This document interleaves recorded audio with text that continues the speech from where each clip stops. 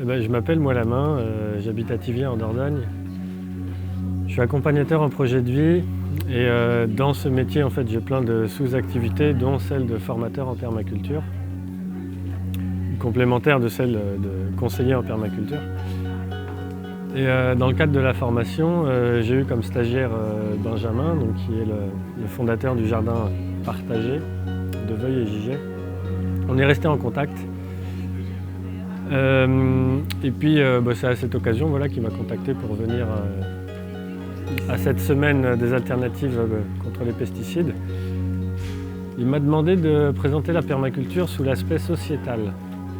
Bien souvent on entend parler de permaculture sous l'aspect technique de jardinage, mais ce qui pour moi fait sens dans la permaculture, c'est l'aspect sociétal. En gros, la permaculture a été inventée parce que les êtres humains perdaient leur culture. D'ailleurs, c'est ce qu'on entend dans « je permaculture ».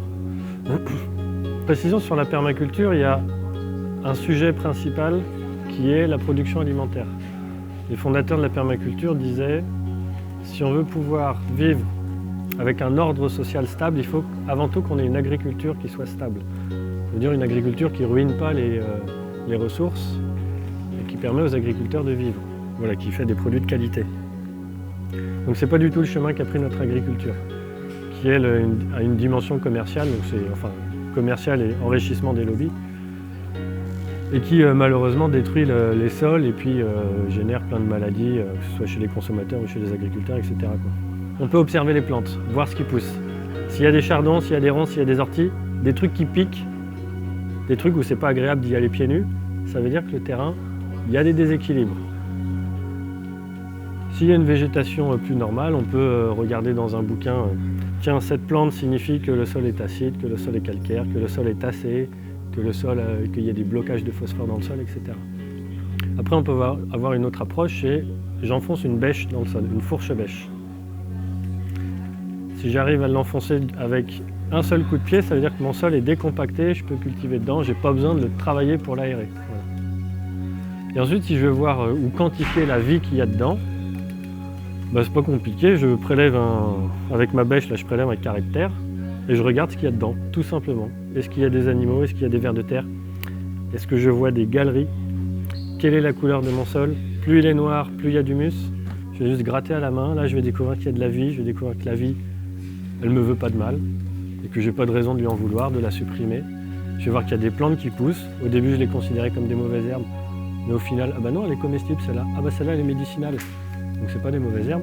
Celle-là, elle apporte de l'azote. Tiens, c'est un engrais pour mon jardin. Et là, j'ai découvert en la nature un professeur qui, si on prend le temps de l'observer, de se poser, de calmer un petit peu le mental, de regarder ce qui se passe, de ressentir ce qui se passe, on reçoit plein d'informations, en fait.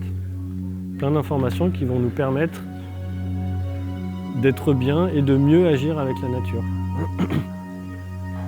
Et ce qui est pratique avec toutes ces techniques, c'est qu'il n'y a pas besoin d'outils miraculeux ou d'outils technologiques, on a juste besoin d'une bêche et de ses yeux. Moi, je vois de grandes difficultés dans la manière de rétablir l'équilibre que les citoyens voudraient, c'est-à-dire en gros limiter très fortement les pesticides, ce qui peut passer par des interdictions.